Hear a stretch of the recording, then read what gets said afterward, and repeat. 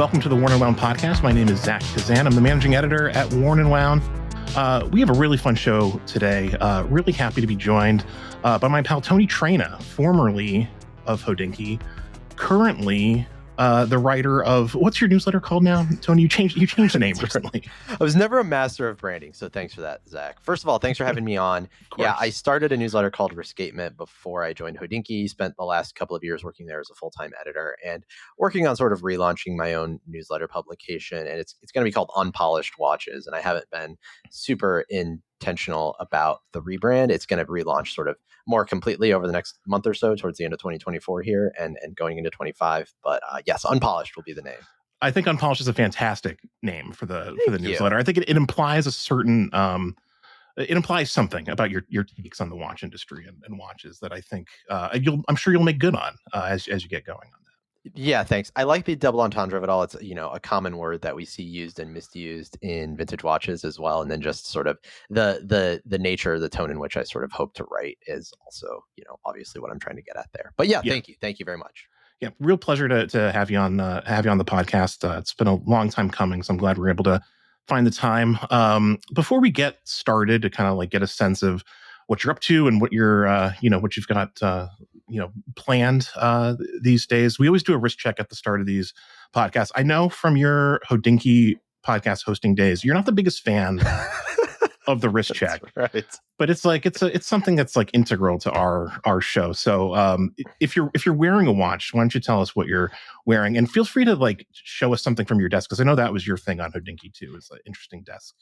That's right. So let me explain this real quick. The only reason I didn't like the wrist check type of thing is I feel as though oftentimes you would end up hearing about the same handful of watches 100%, and people didn't really have anything new or prepared to say about them. Like if someone's wearing say a Rolex GMT Master 2, a modern one, there's only so many things you can say about that watch. Great as a watch as it may be. And with that in mind, I have something that, your readers will probably be familiar with if they've been to Wind Up before, but this is the Marin Instruments Polar Diver. I've had a couple of these. Actually, I took them from Wind Up from Justin Walters, the founder of Marin, a few weeks ago, and I've been hanging on to them for probably a month now. That's how much I like them. But I put this one on a rivet style bracelet from Forstner. I think it looks kind of cool, straight end lengths.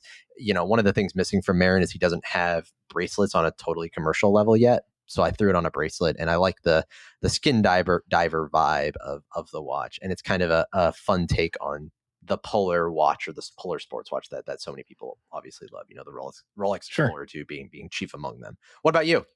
That's a very cool watch, and shout out to Justin. I know you're a fan of his other brand also, which I think you wrote about for Hodinkee, the new Alterum, like in a side project that he spun up recently. He's just got like a really cool eye, so I appreciate what he's doing. Yeah, Alterum, I mentioned in one of the final articles of Hodinkee, actually coming off of the back of Wind Up. I just had like 5, 6, 7 watches from, brands that were exhibiting at Wind Up, samples I had taken home or had in and around that time. And I just put them all in one article, and the Alterum was one of them because it had launched right around then, I think in Hong Kong technically. Yeah. But I had seen the watch on his wrist that weekend, and it's a cool take on the World Timer Brutalist, but, minimal and all of these things. So anyway. Yeah. So I'm actually wearing a watch that you did mention in that article. I'm wearing the Echo Nutra Rivanera, which is a watch that I've had in for review for a while. I'm heading into the city tomorrow to shoot some video, and one of the videos we're going to shoot is a little like kind of video review of this watch. I'm really excited about it. This is a brand that is, honestly, like I've always liked them and appreciated them, but they were never really kind of like directly in my wheelhouse. And the Rivanera, also like not like super in my wheelhouse, but it's so different for them. I think I appreciate it just as like a big swing for the brand. Like they're really trying something different, and just a really cool take on a very classic idea. It's a fun watch to wear. Yeah, totally different from everything else they had done. They were firmly in the sports watch realm. A lot of the stuff was making references to sports watches we all know and like to varying degrees. A lot of Bell and Ross inspiration, if I may say, in some of their watches. So this thing came totally out of left field, right? I mean, when I saw it, I was like, wait, what is this? Who is Rivanera? Who is this Italian brand? And then immediately got in contact to ask about this, titanium rectangular dress watch that's different enough from the other rectangular dress watches we know, the Cartier and or the Tank and the Reverso, that stands out. What do you think of like the size and wearability of it?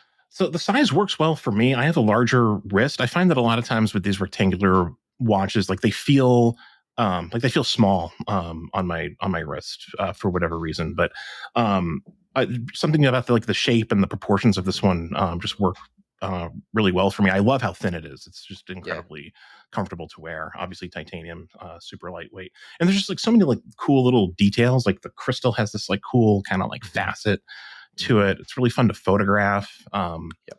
The dial's great. I have like the black dial. There's a gray one that's I think even cooler. In my opinion. But yeah, just a very very cool watch. I'm excited to. It's fun when these brands kind of like they do something ambitious and it sort of like changes your perspective on them a little bit. And like now I'm really excited to see kind of like where they go from here if they kind of continue down this line of like really reinventing these like classic shapes and doing things that are a little bit more avant-garde. Yeah, Here. I Yeah. like it. It ended up being a little bit big for my wrist. It's like Hmm. 41 by 27 or something, but I have small wrists to your point. But the other thing I like about it is it is I don't want to say controversial, but I've posted about it a few times and I get a lot of DMs and a lot of opinions and comments about it. Not all of them are positive, not all of them are negative, but everyone seems to have an opinion on the watch and I love that because a lot of the Yeah. previous watches, like we said, are kind of down the middle and trying to appeal to this mass sports watch audience. And this one very much is not. And I like watches that are trying to do something different and engender opinions in Yes. the followers of the brand. Yeah, no, I always I have this I kind of have a similar outlook as someone who is responsible for for finding things to write about to engage our audience with. You want to try to like find things that people will not necessarily like but have like a take on Yeah. and start a conversation because that's really sort of what this is all about at an enthusiast level is sort of like advancing the hobby. Part of that is sort of like figuring out what we like and Yep. kind of going through that conversation. So Exactly. yeah. Exactly. So Tony, I thought we could get started. I have a feeling you're probably familiar to most of our listeners and readers. Obviously, there's a lot of crossover between Worn and Wound and Hodinkee. Um, but for anyone who's not familiar with kind of like your arc and your place in the watch industry, could you tell us a little bit about like how you got started in watches and how that led to the newsletter and later Hodinkee and sort of like where you're at now? Yeah, so I started in the watch world just as a enthusiast. I would never endeavor to call myself a collector, but just an enthusiast of watches. The first thing I bought was a Nomos Tangente for my wedding years ago, and then quickly from there fell into the world of vintage watches, primarily thanks to Hodinkee, and then finding some of the personalities that were on Hodinkee back in those days. I mean, it's hard to believe, but probably almost 10 years ago at this Yeah. point for me. It was kind of fresh out of law school for me when I really kind of went down this road. And then during my early years as an attorney working at a law firm, I took it another step further and started writing about watches, photographing watches, especially during the pandemic. This picked up and I kind of landed on the weekly newsletter format as something that was fun to me. It allows you to develop a following and they kind of know what to expect from you week to week. You get this kind of more intimate relationship with them, as well as just the workload is weekly instead of feeling as though you always Hmm. have to post on a blog. So I built that up over a couple of years, started freelancing for Hodinkee and A Collected Man, a few other places like that. And then about 2.5 years ago, I guess it would have been, Hodinkee asked if I would want to join full time as an editor after, kind of building up my own newsletter, which I had called Rescatement at the time. And I decided I would be, kind of crazy or regret not trying it out. So I joined Hodinkee towards the latter half of 2022 and it was a it was a roller coaster couple of years, which I guess we can talk about to the extent Yeah. you want. And it kind of culminated in the acquisition of Hodinkee about a month or two ago, and I ended up, it was kind of coincidental, but I ended up leaving right around the time that transition was happening.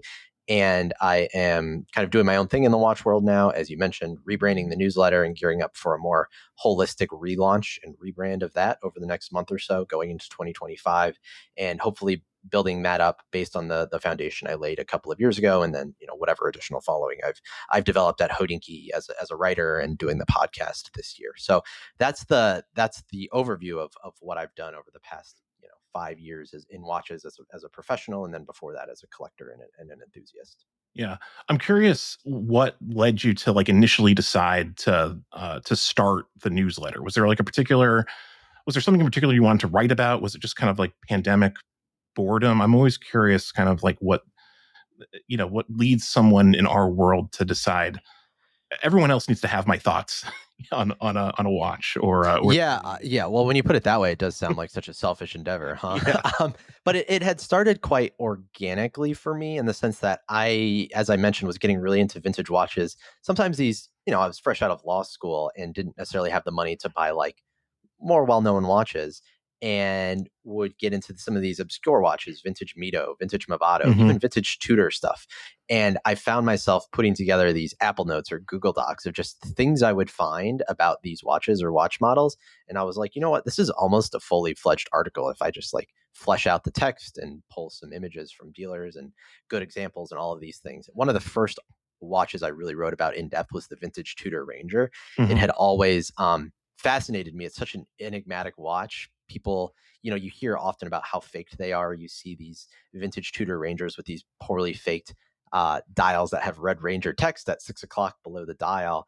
And that was one of the first articles I wrote because there are just so many watches like this that are misunderstood, I suppose, or not terribly well cataloged. And I think it's a bummer when you see these watches sell on any platform. It could be eBay up to the largest platforms, sales platforms in the world. It's a bummer to see when people just misunderstand the watch and the originality or the context of what they're buying.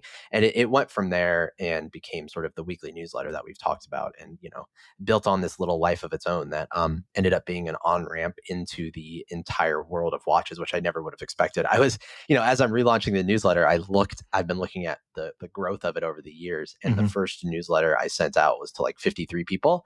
So it's really grown from there. I never would have expected it to grow beyond that. And I would imagine of those 53, 15 of them were my mother and her friends Yes. in her little community down in Savannah, Georgia. So it's really it grew into something that allowed me to just experience watches in a way I never would have imagined otherwise. Watches and wonders and Sure. auction houses and all of that stuff. Yeah.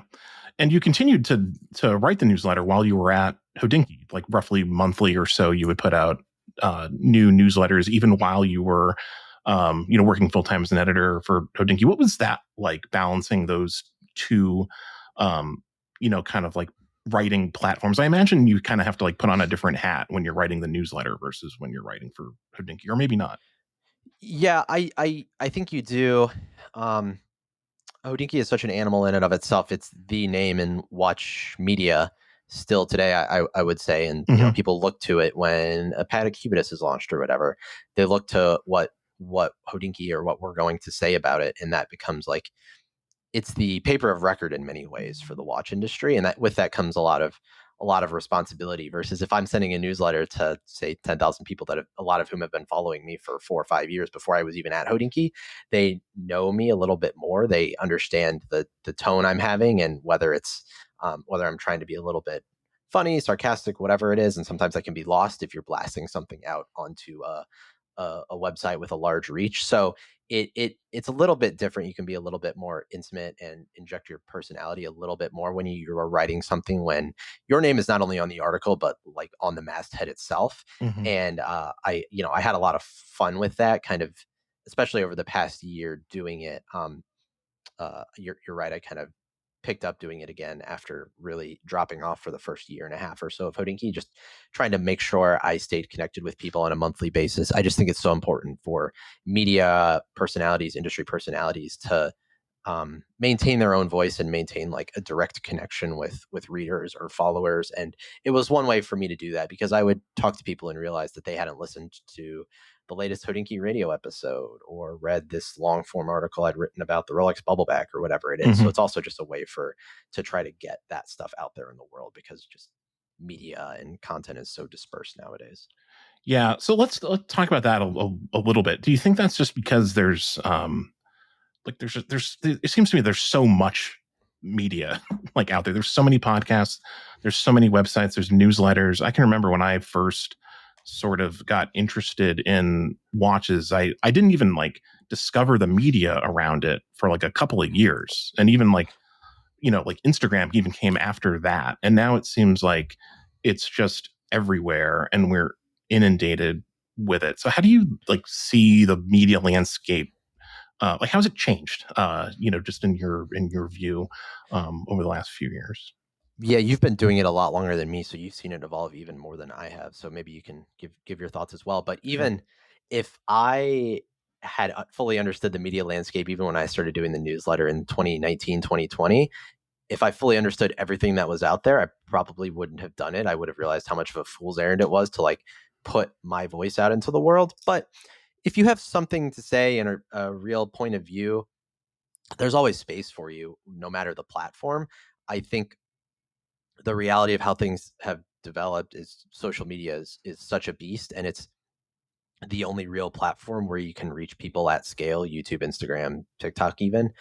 And you have to, no matter what you're doing or where you're writing, you have to be able to figure out how to reach people there and meet people there as well, and hopefully filter them into more longer form thoughtful pieces of content, whether it's long form YouTube reviews, video essays, newsletters, podcasts Hmm. in my place. But you have to be able to adapt that content and make it feel native to other platforms as well. And as I said, I started this in 2019 or 2020, and social media and the personalities around it have even taken off since then. And there's a lot of noise, obviously, in the world. But I just to take an example, I've been experimenting with short form video a lot more over the past 6 months, let's say.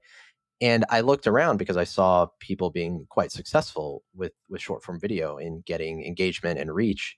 And I thought to myself, like, a lot of these guys, honestly, I like some of them. You've partnered with some of them, I Sure. can even say. And I like what some of them are doing, but a lot of them are just adding noise to the conversation. And if I don't make the effort to try to do the same thing and meeting people where they are on social media, I'm just going to get beat out by these guys, and that's going to suck, you know? So no matter how sort of no matter how much I may feel that a newsletter or a podcast or any other long form piece of content is great, you have to be able to get people to consume it and understand wherever they are. Yeah. There's a lot of truth in that. I think that's, that's sort of it's a scary reality for someone like me. Like I've been involved in this for, like you said, a little bit longer. And, I personally, I'm old, I'm in my 40s and I don't have like a natural kind of like inclination towards social media, in the same way that someone, who's maybe like of a slightly younger generation does. And we have a fantastic, social media person on our team who does a great job, but like, it's not like I don't like innately understand how to like use social media to like send someone to like a 4,000 word, long form piece on like, whatever I just wrote about, like I wrote like an editorial on the Patek, Cubitus Mhm. last week. And, I don't know, I don't know how to like get people on, on Instagram onto that longer article on Worn and Wound. We have a, like I said, we have a great social media person who hopefully is doing that. And I think he did. But it's just like, it's tricky. Like everything I admit to sometimes having like a bit of a blinder on. Like I'm always thinking about the long form piece because I love to write and I love to read long form Mhm. articles, and if I'm being honest, like I've found it tricky to sort of like adapt into video and short form video and social media just because it's not what I grew up in. It's tough. Yeah, I feel the same way. I'm younger than you. I didn't realize you were in your 40s, by the way. Early You 40s. Let's not get yeah. carried away here. Yeah, No, I'm barely saying you look 40. so Yeah, you're so youthful and sprite is what I I'm saying. appreciate that. Yeah, it's the But ring light. you know, a lot of times when people use the word social media, it's almost, especially in the watch world, we tend to skew a little bit older, though that's changing. A lot of people decry like social media, or implicit in what they're saying is like, oh, social media sucks. And like, that doesn't have to be the case. I see a lot of good content on social media every day. You Same. guys have partnered with Ben Cook. Mike Nouveau puts a Yep. lot of great content out there. I could name others. There's no reason for it to be this bastion of like crappy content or clickbaity rage baiting content.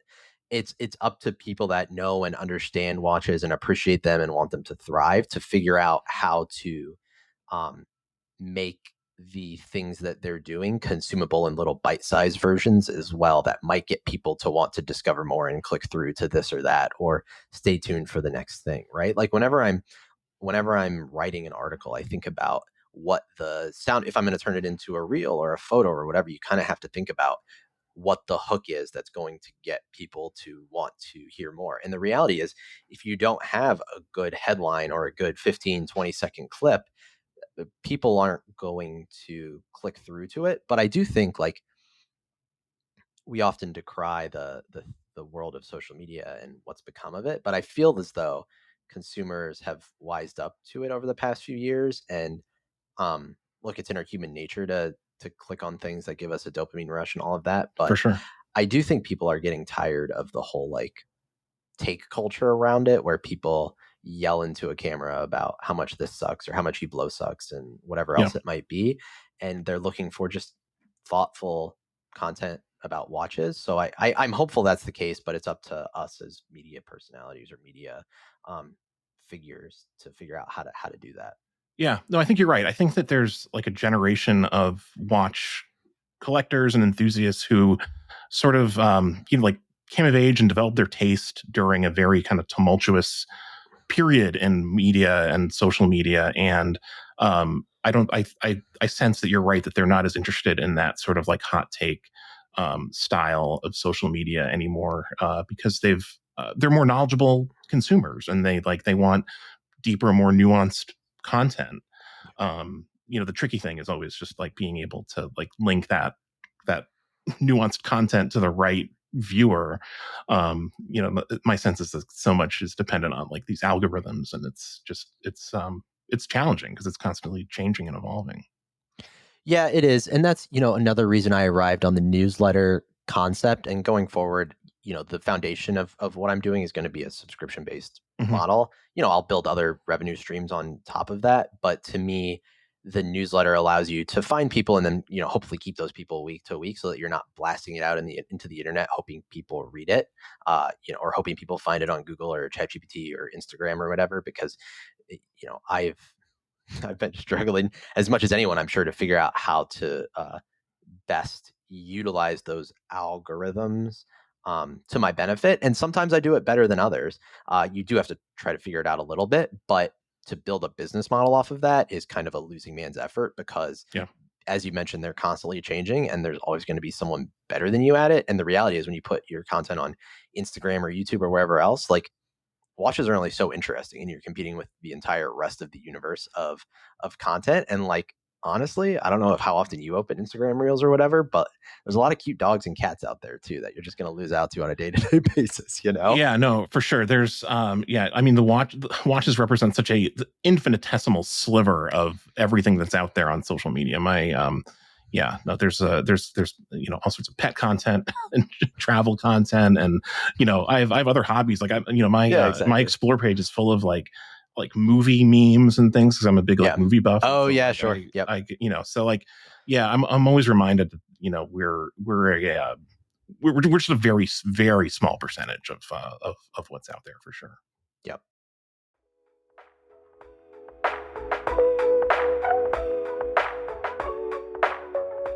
This episode of the Worn and Wound podcast is brought to you by Timor Watch Company. Timor, one of the brands that made its North American debut at the 2024 Wind Up Watch Fair in New York City, was originally established in 1923 and was one of the famed Dirty Dozen brands that answered the British military's call for rugged watch that could endure the rigors of the battlefield during World War II. That legacy is honored today with its Heritage Field collection, designed to evoke a more current version of the original spec. In keeping with that heritage, Timor has just released a modern-day variant that keeps true to the intent of the classic mil-spec watch while bringing both its function and aesthetic to a now modern field collection. Timor's Modern Field 100 meter is designed with today's tactical operators in mind. With the same classic proportions, the case is finished in an anti-glint DLC coating. And as the name suggests, it has 100 meters of water resistance, a domed sapphire crystal with an anti-reflective coating, both BGW9 and C1 Superluminova, and a mil-spec strap made from seatbelt-grade nylon with blacked-out hardware.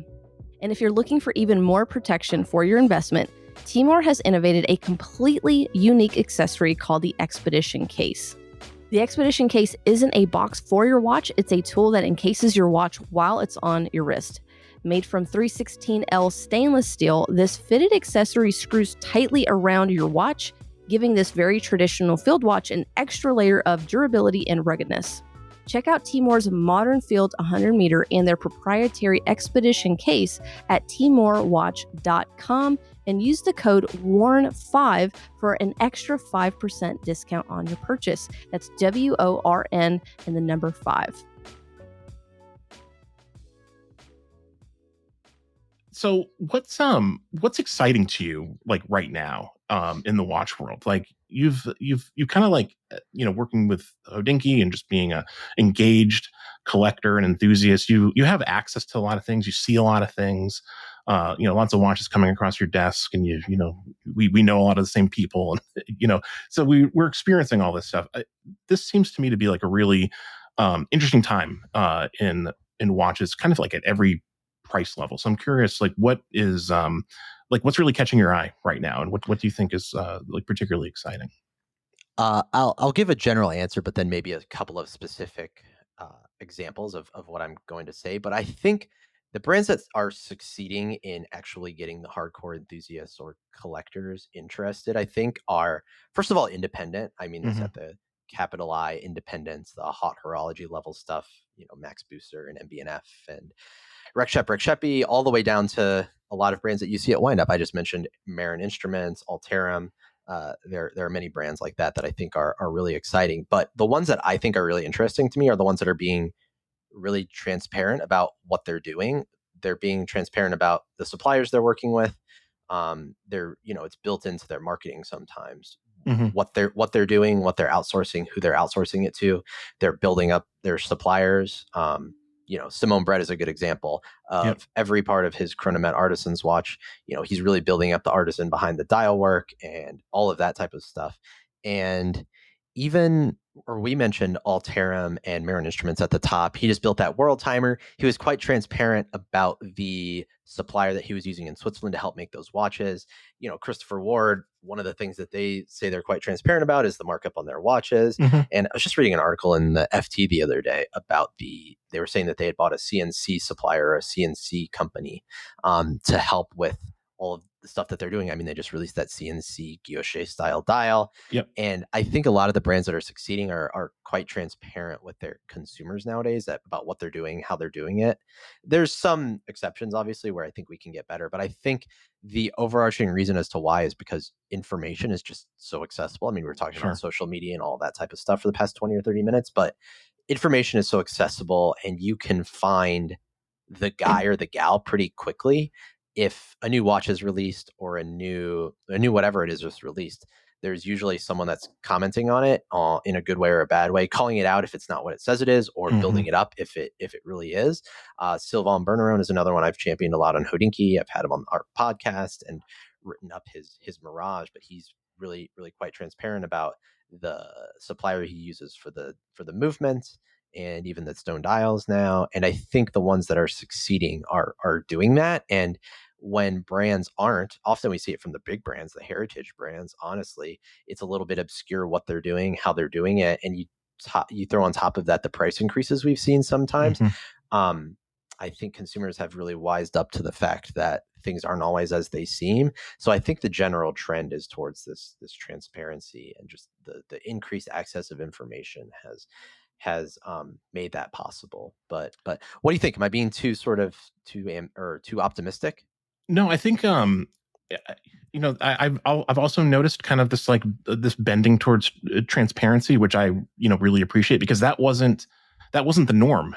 Even just a few years ago, it was things were just a lot murkier. I feel like at the high end in particular, but even at like the sort of like enthusiast level, like approachable, price points, it was just sort of like assumed that everything was coming from from China or whatever. And now brands are a lot more, they kind of like proudly wear that, I think sometimes.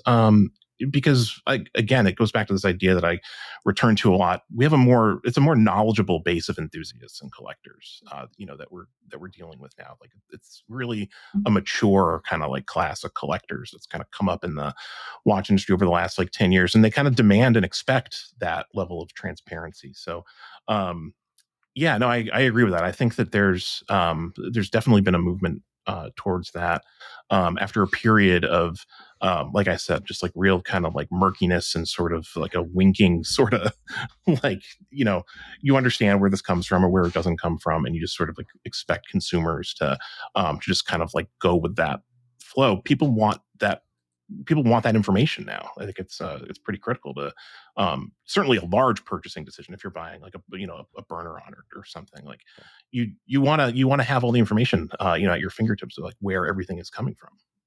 Yeah, I think about, the guys at Notice have always been quite transparent about where their watches are made in mainland China or Hong Hmm. Kong, and being upfront and saying, yeah, but no, guys, like they actually make really high quality stuff Sure. over there, and their factories are not what you're picturing from 30 years ago with child labor or whatever else you might think. And they actually make quite good watches, and that's why we're able to deliver what we're deliver. And I think a lot of brands at the more entry level or accessible level have really glommed onto that idea and taken it a step further, which I think is good. I think is good for the space. Yeah, no, I think it's good too, especially because there's this like new strain of like creativity at that like more approachable level, and this is something that I think you've covered well, just in like the watches you've chosen to write about at the kind of like enthusiast price point. Like the kind of like same old black dial dive watches are not sort of like as exciting to enthusiasts at like that sub $5,000 level anymore. And so with more variety in materials and in design, I think there's a desire to kind of just like have a better understanding of where each component is coming from and how these watches were conceived, and also to kind of for enthusiasts to kind of like connect with the people who are making them in some way, whether it's a wind up or through social media. I think developing that sort of those connections is becoming more and more important. Yeah, and I also think the sort of design driven revolution at these price points has necessitated a transparency. Hmm. Like if you're getting if it's the Toledano and Chan, for example, the Hmm. $4,000 bracelet watch, you have to be upfront about the fact that the only way that you're being able to deliver that watch and that bracelet at that price point is by manufacturing in Hong Kong. Yep. And obviously he's partnered with Alfred Chan, who is right there and able to be close to the product and the manufacturing process. So I think the design driven revolution has really made this all the more necessary. It's interesting. I think we were talking about media, so I guess I'll just tie the two together. But I think I hope at least that the same thing will happen for media going forward. We haven't seen a lot of, I think some of the most trusted voices nowadays are like these independent creator types in other industries. And we're starting to see that in the watch space as well. People have individual YouTubers, individual writers, podcasters that they've really gravitated to. They feel that more intimate relationship with them. And it's pushed beyond these publications that sometimes are owned by retailers in whole or in part. And I think or have big time advertising partnerships with Hmm. large brands often. And I think people are gravitating more towards individual creators who they know their voice, their tastes, what they like, what they don't like, and are happy to hear that. I think the business models haven't necessarily evolved to the point where some of these creators can support themselves, but hopefully we're getting there. Yeah. So I want to ask you, you can circle back to the kind of like design driven stuff. What do you think of some of these watches? Like I mentioned, you've written about Mhm. a bunch of them. Is that something that you are because you have such an interest in obviously in Cartier and JLC and a lot of these kind of like um I don't know, like I feel like Art Deco watches and things of that nature kind of uh, to me, this seems like a new generation of that in a lot of ways. Kind of like design for design's sake. Is that something that you welcome in the space? Yeah, it's the same thing we saw probably a decade ago. I mean, this first generation of smaller and micro brands in the 2015s, let's say, or Hmm. 2010, 2015 era, a lot of them were riding on the coattails of the heritage inspired success of, say, the Tudor Black Bay, and then just Sure. vintage Rolex mania, Daytonas and Submariners and everything going for crazy prices leading up to the Paul Newman Daytona and then shortly thereafter. And a lot of the micro brands that developed in that time were the affordable version of that, right? Like playing very, very directly on those cues. And then look, what naturally happens is when those watches get super expensive, people look around and say, wait, Cartier watches are completely undervalued in this market. Jaeger-LeCoultre watches are completely undervalued, and start to buy up those watches. Piaget is another example. Yeah. And people buy up those watches become more expensive. And then what happens is, when you can't buy a nice Cartier tank for a few $1,000s anymore, a brand like Rivenera comes in and says, wait, we can do this and, make it more modern and it'll be affordable. I think the Rivenera is $1,500 or something like that. Yeah. Yep. But there's all kinds of watches like this that are starting to fill that void. We mentioned the Toledano and Chan, which is, the closest thing is probably a Rolex Midas, obviously some of these Piaget and Patek integrated bracelets as well. It fills the void when those watches start to get priced up and people feel as though they're priced out of that market. Some modern brand can come in and fill the void. I will say, I think in general, these design-driven watches that we've seen pop up from smaller or new brands in the past year or two, they feel as though they're taking the heritage inspiration and spinning it a bit more than a lot of the previous generation of like dive watch and chronographs did. I suppose there's only so many ways to do a diver or a chronograph, and there's a lot more ways to make a shaped integrated bracelet watch. There's just a lot more to play with there when you look at the archives of the 60s and 70s from some of these big brands. It does seem that they're, putting their own spin on it a little bit more, which is exciting, but it's just, it's the way these trends go. So I'm not like pro, I'm not a pro or con type of person when it comes to whether I like these design driven watches. It's like water. It just is, Yeah. Yeah. So yeah, as someone who's like I've been around, through that whole period of kind of, like seeing, like I said, those black dial divers just continually sort of like reinvented over and over again. And I went through a phase where I was just like kind of very angry looking at my inbox, every day and seeing like new releases that all looked alike. I really, I've welcomed these kind of like design driven watches that we've seen pop up over the last few years, just as like, an antidote to that. And I like my black dial divers like every so often. Like I own a Tudor Black Bay. It's a really great watch. But I like to kind of mix it up with something like the Echo Nutra Rivenera or,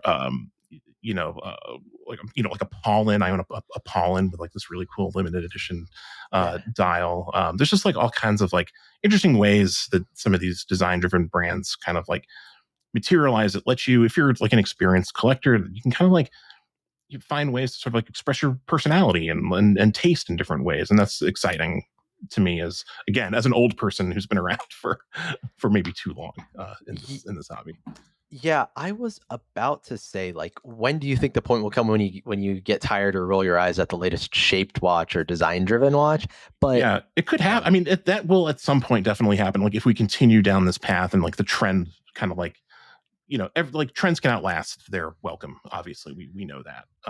So like that's certainly a possibility. I'm not not naive to that. Well, this is when it flips back again. But the answer I was going to say is sort of like, as long as it's thoughtful and has something new to say, I'll never quite get tired of it. I mean, I was thinking about the Laurier just released their new chronograph called the Olympia, I think. Yep. Very much a play on these mid-century chronographs, a lot of Daytona vibes, but it's different enough from any other homage chronograph and from the originals, pops of color and different font usage and things like that. It's different enough that I'm not rolling my eyes when I see it. It's a fun $900 watch that looks a little bit like a Daytona, but not enough that I'm tired of it. So there's always room for someone new with something exciting to say or with a new take. So yeah, it just gets a lot harder as more and more of them are out there. Yeah, I totally agree with that. The other thing that Laurier does that kind of like I think transcends even like the aesthetic of these watches is like they're really like part of the community, and like I think that counts for a lot. In this day and age, the fact that like you can meet Lauren and Lorenzo at Wind Up, and if you like have an issue with a Laurier, like they're going to personally fix it for you. I think that matters, to a certain extent as well. I think it matters to different amounts to different people, but I like the idea of owning a watch that's conceived by or made by people that you can like meet in real life, that are not these sort of like blank faces or anonymous people in a Swiss boardroom or something. There's something to be said for when you send an email to info@laurierwatches.com or whatever it is, you're going to get an email from one of those two back, no matter who you are. There's certainly something to be said for that, and they prioritize that over something that's quite endearing about them, for example, is they're not really on social media much. Yeah. For all the conversation we just had about them, they just let the product speak for itself, and they let the product lead, and then hope the sales follow. And they always do, because they're doing all kinds of other things to activate with the community, which is great. So this is all, for all the conversation we had about media, there are more than one way. There's way more than one way to do it and to get excitement around your brand. And at the end of the day, like, a lot of these brands and the watch community is small enough, the enthusiast community is small enough that you can really pound the pavement and make a difference. Yeah, 100%, 100%. I want to circle back before I let you go to your newsletter and sort of like what the future is for Unpolished, formerly Rescatement. What how do you envision this going forward? Obviously, you're gonna introduce a paid tier to the newsletter. So what will folks who subscribe be getting for their I don't know what it's going to cost, $9 or $10 a month or whatever. I'm sure it'll be well worth it. But how do you envision that platform kind of like evolving? It's like, look, it's a bold statement to claim that your writing is worth paying for. On some level, there's been a lot of criticism or complaints about watch media over the past few years. So, I'm kind of starting by saying, yeah, guys, I hear you and I get it, and I've worked at some of these other companies or written for them. I feel as though this is the only way to really build a real collector supported, enthusiast supported newsletter, is to literally have them supporting it with their dollars. That way I don't have to try to get your money on the back end by, selling advertising against you or selling you product or whatever. Let's just do the money thing up front and take it from there. But it'll start out as a twice weekly newsletter. One of these will be kind of an in-depth article, analysis, collector's guide, types of in-depth things that I would write for Hodinkee or the newsletter back in the day before this. And then the other one will be something I'm calling the watch list, which is kind of one of these roundup articles of watches for sale around the web. But I'm trying to focus on small auction houses or eBay finds. The hope is that I'll find a deal for you that'll help pay for the subscription, if you want to think about it that way. And then on top of that, I'll also throw in some news, industry scoops, gossip, original reporting, that type of thing. And that'll be the paid sort of newsletter. It'll be $100 a year. And then I'm also doing a founding members subscription, is what I'm calling it, for people that want to support at $290 level. And with that, you'll be getting kind of a founding members gift. I'm working with Veblenist, which is this is great. They're great. And they're a Chicago-based, leather goods, straps, and accessories company. And their factory is literally down the street from me, where they make and sew a lot of their straps. So we're going to do a little customized valet tray for founding members. I think that's $120 of the value right there. So that's what that'll be going forward. And obviously I have plans or hopes to build it from there, getting more voices than just myself over the next 6 months to a year, adding more of a video component, audio component to it all. But it'll start with the newsletter, and it'll be me and my voice that people have come to know and expect from various platforms over the years. And it's a different way of doing things, starting with a subscription, and then the other kind of pillars I've laid out that I will be using to sort of dictate the business or the business model going forward is that I'll do advertising. That's fine. That'll come next. Subscription first, advertising next, but no watch brand advertising. I think when you start down that road, things just start to get a little tricky. Even just the perception of it is that your incentives change and you start trying to please your advertisers. And so I'll do I'll do advertising, but no watch brands. And then I'm just going to stop doing the press trip thing. So you'll see all these press trips that traditional watch media will go on. And I've just decided that's not how I'm going to spend my money or spend my time anymore. And, I think hopefully those three pillars will make it a little bit different and kind of worth subscribing to compared to what exists in the world now. Yeah. I'll be subscribing just because I like your writing, Tony. Like, I think that it's like you have like a really great, like unique voice in the industry, and I definitely want to hear those your watch picks, because it's a lot of work to go through those like small auction catalogs, because there's just so many lots like to go through. So it's that alone, I imagine will add a lot of value. But I'm really excited to see kind of like where this goes from here, just because like I said, you just have like a really unique voice and you're so knowledgeable about this kind of like very particular enthusiast world. So it's exciting. I appreciate you saying that. Yeah, it does take forever to comb through Yeah. eBay and small auction houses and some of these aggregator websites.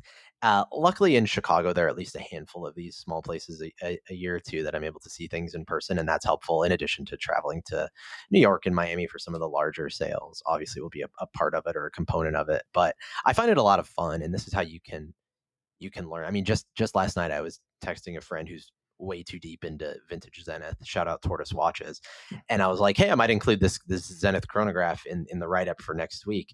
But he was like, "Oh, I don't think that dial is right for this caliber." So it's like how you learn. Oftentimes, you see Sure. things that you've not seen before, and sometimes you learn something new, and sometimes you learn that something was put together. Yeah. Yep. 100%. Where can folks find you online? Where should I leave the show notes for people to get at you at on your newsletter and Instagram and all those places? That's right. So you can go to Instagram, Tony_Traina, and then the website is being rebranded as unpolishedwatches.com. It was previously rescapement.com. So it'll be one of those two, depending on how soon this episode publishes, but probably unpolishedwatches.com will be the URL by then. But if not, just find me on Instagram and you'll find all of the link in bios that you need there. Fantastic. Well, Tony, I can't thank you enough for coming on. I'm really excited to kind of see where the newsletter goes and to continue watching you, do your thing with the newsletter. Congratulations and best wishes on that. It's really exciting, and appreciate you sharing that with us here on the Warren and Wound podcast. Thank you so much for having me on, Zach, and the rest of the people at Warren and Wound, and I look forward to seeing you guys in person again sometime soon. Awesome. Thanks, Tony. I look forward to it too. And thank you to everyone for listening to this episode. We always appreciate it, and we'll be back next week with another new episode. Until then, take care.